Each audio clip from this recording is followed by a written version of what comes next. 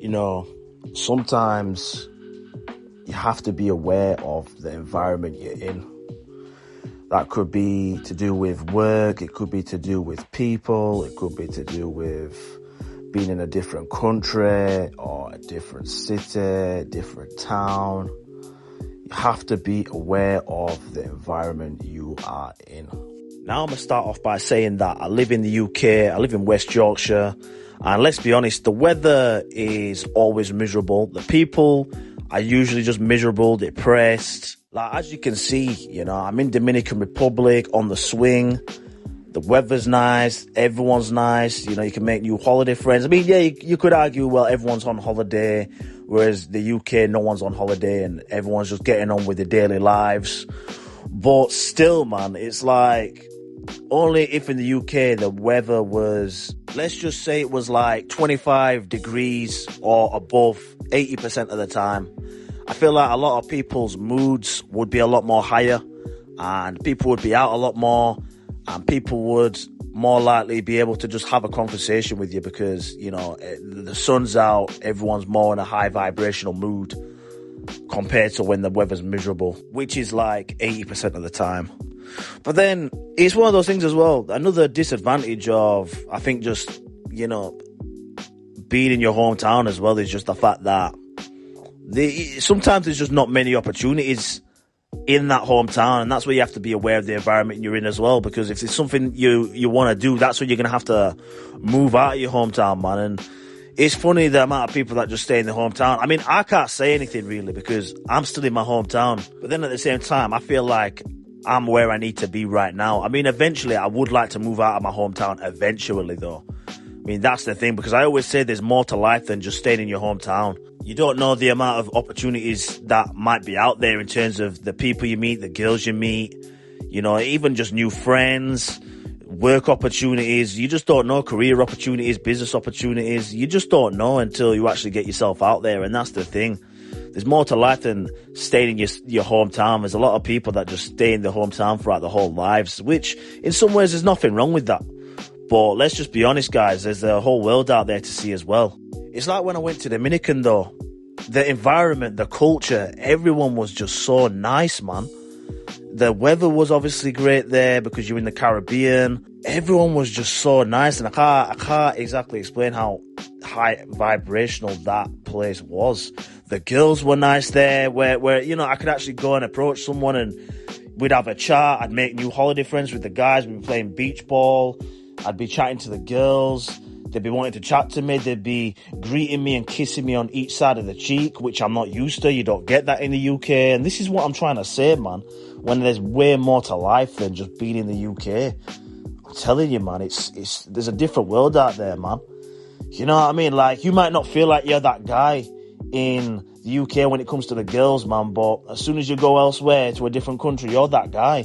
You might feel like there ain't many opportunities in the UK, but then you go to a different country, there's loads of opportunities. You're getting shot at with opportunities here, there, and everywhere. And that's what I'm trying to say, man. Like, it's just a matter of getting yourself out there, man, and being aware of the environment you're in. Maybe you might not be that guy in your hometown or in the country even, but as soon as you go to a different country or even a different town, you're that guy, man. I think another thing to be aware of is the company you keep around you, such as friends. You could have a girlfriend, or it could even be family.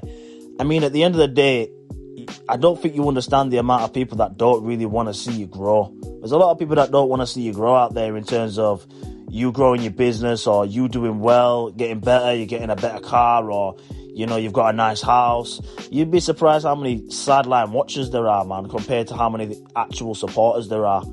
A lot of people are happy to watch, but they're not willing to support. It's like, for example, you post something on Instagram, you're trying to grow your business. You know, you put it on your story as well. You can see how many people view your story. There's going to be a lot of people that view your story, but there ain't going to be many people that actually like your actual story or actual post, shall I say. And that's just how it is in real life as well. That's why in some ways I've just got a small circle, man. I don't really chat to a lot of people. I don't really have a lot of friends. And if I am chatting to people, it's usually just people that have got good values, really, that are not about the drama. And, you know, in the past, in my teens, especially. Like, I remember just being around old friends that used to just talk about girls all the time, how many girls they've been with. You know, they was always bothered about going on night outs, and I'm just not really part of that life. You know what I mean? I don't think I've ever really been part of that life. I mean, for a little period I was during my teenage years and a little bit of my early 20s. But then once I started to realize how low vibrational that was in terms of just like the people you meet there, I don't think I ever made a friend or even went on a date, because let's be honest, when you go on a night out, you're basically just trying to pull girls. Let's be honest, there's loads of girls out there. I don't think I ever even went on a date, even, you know, trying to chat to a girl, man, on a night out.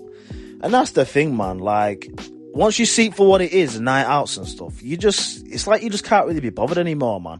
Like, I stopped really going on night outs probably at the age of like 23 or something, I'd say, properly anyways.